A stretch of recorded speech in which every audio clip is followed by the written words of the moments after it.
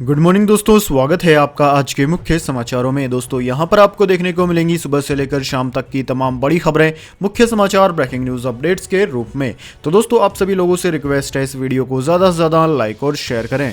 तो दोस्तों सीधे चलते हैं आज की पहली बड़ी खबर की ओर।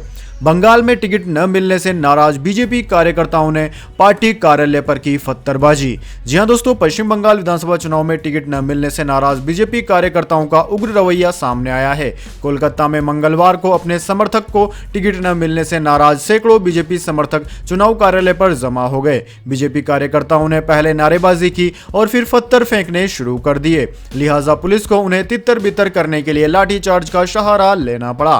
दोस्तों आरोप है कि उग्र कार्यकर्ताओं ने बीजेपी नेता समीक भट्टाचार्य को निशाना बनाया, जो बंगाल में पार्टी प्रवक्ता भी हैं। हालांकि भट्टाचार्य का कहना है कि बीजेपी समर्थकों द्वारा उन पर हमला करना असंभव है, इसके पीछे कोई ना कोई साजिश है।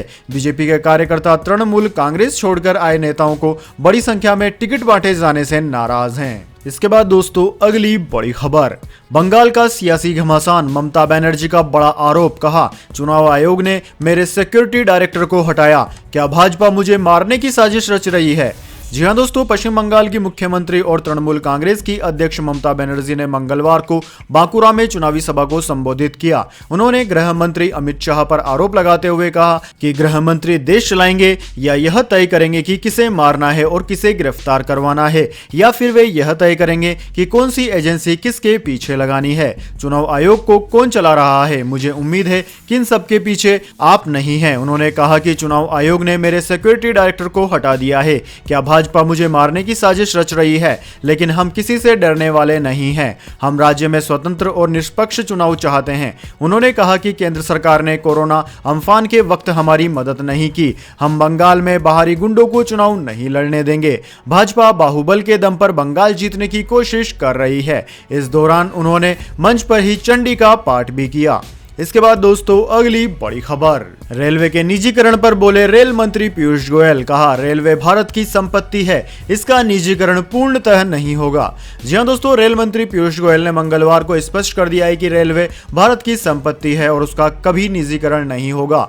उन्होंने साथ ही कहा कि यात्रियों को अच्छी सुविधाएं मिले, रेलवे के जरिए अर्थव्यवस्था को मजबूती मिले, ऐसे कार्यों के लिए निजी क्षेत्र का निवेश देश हित में होगा। लोकसभा में वर्ष 2021-22 के लिए रेल मंत्रालय के नियंत्रणाधीन अनुदानों की मांग पर चर्चा का जवाब देते हुए पीयूष गोयल ने कहा कि दुर्भाग्यपूर्ण स्थिति है कि कई सांसद निजीकरण और कॉपीराइटेजेशन का आरोप लगाते हैं। भारतीय रेल का कभी निजीकरण नहीं होगा। उन्होंने कहा कि मैं विश्वास दिलाता हूं कि रेलवे भारत की संपत्ति है, उसका कभी निजीकरण नहीं होगा। इसके बाद दोस्तों अगली बड़ी खबर, वैक्सीन से ब्लड क्लॉट की शिकायतों के बीच कई और देशों ने लगाई एस्ट्राजेनेका के इस्तेमाल पर अस्थायी रोक।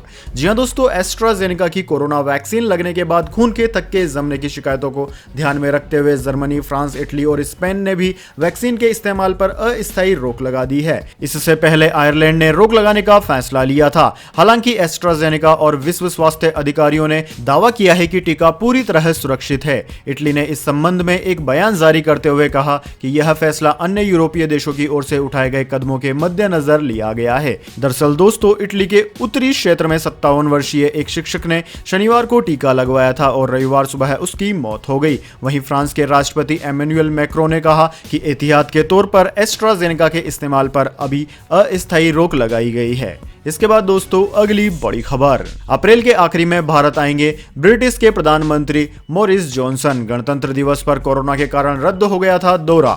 जी हां दोस्तों, ब्रिटेन के प्रधानमंत्री मोरिस जॉनसन अगले महीने की आखिर में भारत दौरे पर आएंगे। न्यूज एजेंसी राइटर्स के अनुसार प्रधानमंत्री मोरिस जॉनसन के कार्यालय ने इस बात की जानकारी दी और बताया कि मोरिस जॉनसन के इस दौरे के दौरान ब्रिटेन के लिए अवसरों को बढ़ाने के प्रयास किए जाएंगे। दोस्तों, भारत के 72वें गणतंत्र दिवस पर मोरिस जॉनसन को मुख्य अतिथि के तौर पर आमंत्रित किया गया था और उन्होंने आने के लिए आधिकारिक तौर पर घोषणा भी कर दी थी, लेकिन ब्रिटेन में कोरोना वायरस के बढ़ते मामलों को देखते हुए उन्होंने अंतिम समय में अपनी यात्रा रद्द कर दी थी। अब 3 महीने बाद बोरिस जॉनसन भारत दौरे पर आने वाले हैं। इसके बाद दोस्तों अगली बड़ी खबर, 2 दिन की बैंक हड़ताल पर वित्त मंत्री ने कहा सभी बैंकों का नहीं होगा निजीकरण। जी हां दोस्तों, वित्त मंत्री निर्मला सीतारमण ने बैंक कर्मचारियों को आश्वासन देते हुए कहा है कि सबके हितों का पूरा ध्यान रखा जाएगा और सभी बैंकों का प्राइवेटाइजेशन नहीं किया जाएगा। दोस्तों, मंगलवार को कैबिनेट बैठक के बाद मीडिया से बातचीत करते हुए वित्त मंत्री ने कहा कि देश भर में सभी बैंकों का निजीकरण नहीं होगा।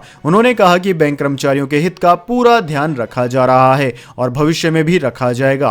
वित्त मंत्री ने कहा कि जिन बैंकों का निजीकरण होने की पूरी संभावना है, उन बैंकों के कर्मचारियों के हित का पूरा ध्यान रखा जाएगा, चाहे उनका वेतन हो या पेंशन, सभी का ध्यान रखा जाएगा। उन्होंने कहा कि सरकार ने एक सार्वजनिक उद्यम नीति की घोषणा की है, जिसमें 4 क्षेत्रों की पहचान की है जहां सरकार की पूरी भागीदारी होगी। इसमें वित्तीय क्षेत्र भी है। उन्होंने कहा कि सभी बैंकों का निजीकरण नहीं होगा।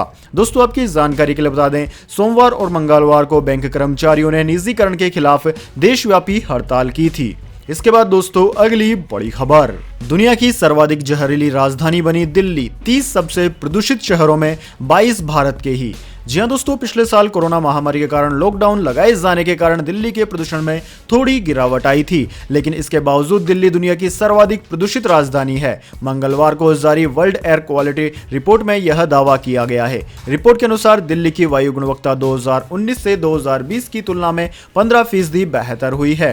बावजूद इसके दिल्ली दुनिया की सबसे प्रदूषित शहरों में 10वें स्थान और दुनिया की सबसे प्रदूषित राजधानी बन गई है। साल 2020 में भारतीय शहरों की वायु गुणवत्ता में 63% का सुधार दर्ज किया गया। दोस्तों, रिपोर्ट में PM 2.5 के आधार पर देशों, राजधानियों तथा शहरों की रैंकिंग तय की गई है। 3 सर्वाधिक प्रदूषित देशों में बांग्लादेश, पाकिस्तान और भारत है, जबकि 3 सर्वाधिक प्रदूषित राजधानियों में दिल्ली, ढाका और उलान बटोर है। दिल्ली में दोस्तों PM 2.5 का वार्षिक औसत 84.1 माइक्रोग्राम प्रति क्यूबिक मीटर पाया गया, जबकि ढाका और मंगोलिया की राजधानी उलान बटोर में यह क्रमशः 77.1 तथा 46.6 माइक्रोग्राम प्रति क्यूबिक मीटर दर्ज किया गया है। इसी प्रकार भारत के 3 सर्वाधिक प्रदूषित महानगरों में दिल्ली, मुंबई तथा बेंगलुरु हैं। इसके बाद दोस्तों, अगली बड़ी खबर, महंगा होगा ताजमहल का दीदार, 1 अप्रैल से भारतीयों से 480 रुपए तो विदेशियों से 1600 रुपए लेने का है प्रस्ताव। अभी 250 और 1300 रुपए लिए जाते हैं। जी हां दोस्तों, अपनी खूबसूरती के लिए दुनिया भर में मशहूर ताजमहल का दीदार आने वाले समय में और महंगा हो सकता है। आगरा विकास प्राधिकरण यानी कि ADA ने ताजमहल के टिकट की दर बढ़ाने का प्रस्ताव सरकार को भेजा है। ADA ने सरकार से 230 रुपए और 300 रुपए की वृद्धि की मांग की है। अगर प्रस्ताव पर सरकार की मोहर लग जाती है तो ताजमहल देखने के लिए भारतीय पर्यटकों को 480 रुपए और विदेशी पर्यटकों को 1600 रुपए चुकाने होंगे। बढ़ी हुई दरें 1 अप्रैल से लागू होने की संभावना है। दोस्तों, इससे पहले साल 2018 में भारतीय पुरातत्व विभाग ASI ने टिकट दरों में बढ़ोतरी की थी। अभी तक ताजमहल देखने के लिए भारतीय पर्यटकों को 250 रुपए और विदेशी पर्यटकों को 1300 रुपए देने पड़ते हैं। इसमें ASI की तरफ से 200 रुपए चार्ज किए जाते हैं। इसके बाद दोस्तों, अगली बड़ी खबर, कोरोना की चपेट में आए पंजाब के पूर्व डिप्टी CM सुखबीर सिंह बादल 7 दिन में कर चुके हैं 2 बड़ी रैलियां।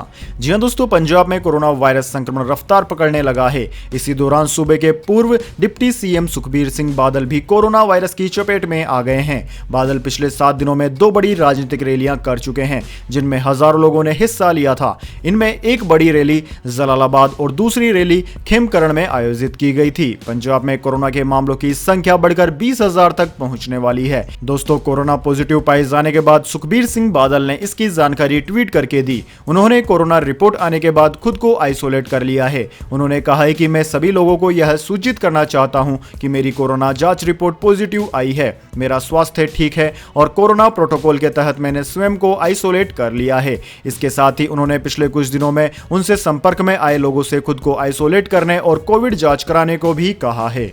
इसके बाद दोस्तों, जान लेते हैं पूरी दुनिया और भारत में क्या है इस महामारी की ताज़ा स्थिति। तो सबसे पहले दोस्तों बात करते हैं पूरी दुनिया की।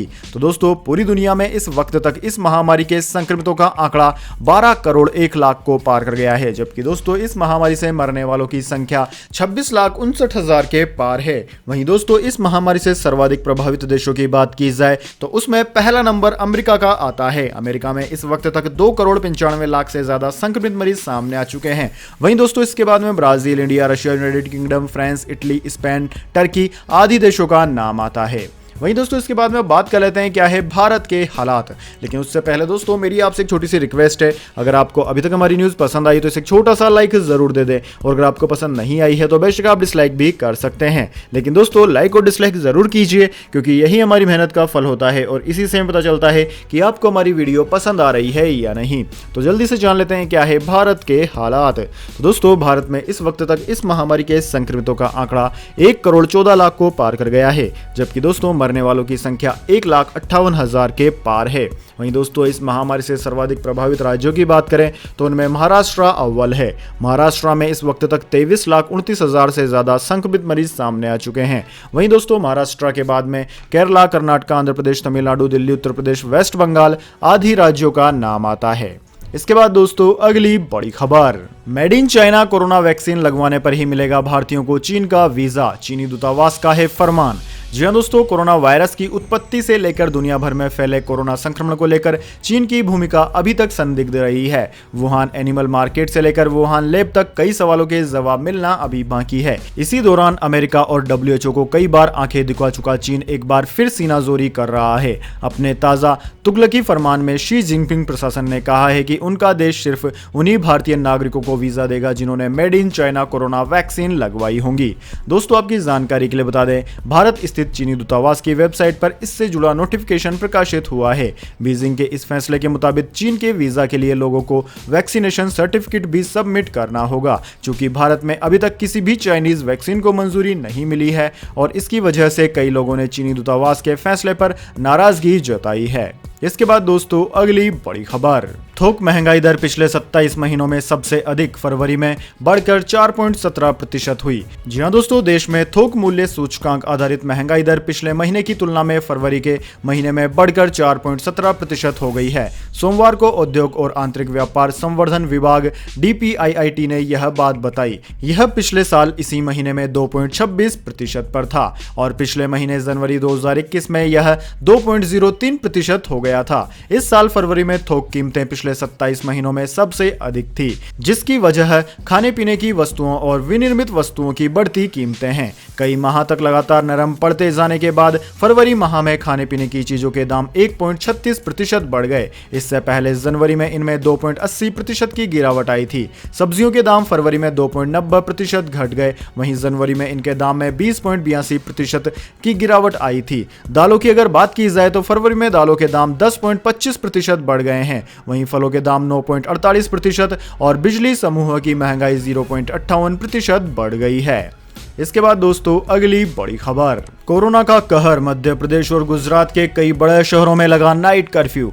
जी हां दोस्तों, कोरोना का कहर एक बार फिर डराने लगा है। देश में मंगलवार को कोरोना के 24,492 नए मामले सामने आए और 131 लोगों की मौत हुई। कोविड-19 महामारी को काबू करने के लिए राज्य सरकारें फिर से लॉकडाउन और नाइट कर्फ्यू जैसे एहतियाती कदम उठा रही हैं। दोस्तों महाराष्ट्र, गुजरात और मध्य प्रदेश के कई बड़े शहरों में नाइट कर्फ्यू लगाया गया है। कुछ जगह लॉकडाउन भी लागू कर दिया गया है। मध्य प्रदेश सरकार ने राजधानी भोपाल और इंदौर में 17 मार्च से नाइट कर्फ्यू लगाने की घोषणा कर दी है। इसके अलावा दोस्तों जबलपुर, ग्वालियर, उज्जैन, रतलाम, छिंदवाड़ा, बहरानपुर, बैतूल और खरगोन में रात 10 बजे के बाद बाजार बंद रहेगा। इन शहरों में कर्फ्यू जैसी स्थिति नहीं रहेगी, लेकिन बाजार अनिवार्य रूप से बंद रहेगा।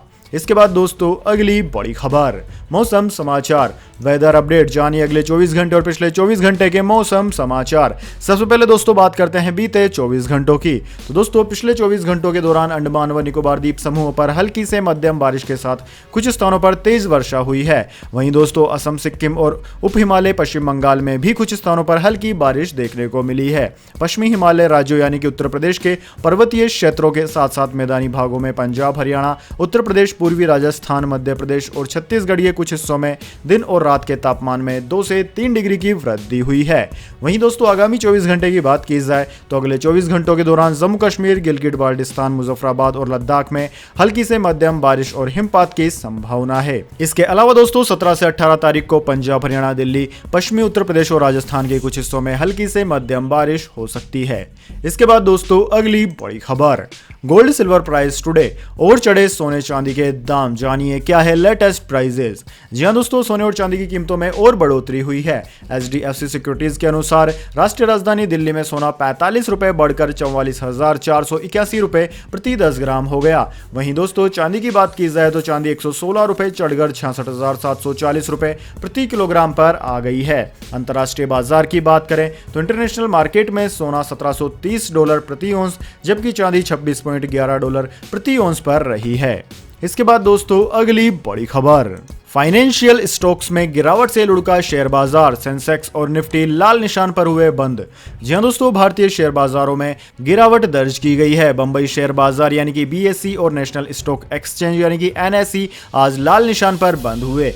BSE का संवेदी सूचकांक सेंसेक्स मंगलवार को 0.06% यानी कि महज 31.12 अंक गिरकर 50,363.96 पर बंद हुआ। वहीं NSE निफ्टी में 19.05 अंक यानी कि 0.13% की मामूली गिरावट दर्ज की गई और ये 14,910.45 अंक पर बंद हुआ। हालांकि आज IT स्टॉक्स में तेजी का रुख रहा। निवेशकों ने IT कंपनियों के शेयरों में जमकर लेवाली की। इसके बाद दोस्तों अगली बड़ी खबर, राजस्थान फोन टैपिंग केस, हंगामे के कारण 4 बार विधानसभा स्थगित, भाजपा MLA 7 दिन के लिए सस्पेंड। कटारिया ने कहा गहलोत बताएं किस किस के फोन टैप करवाए।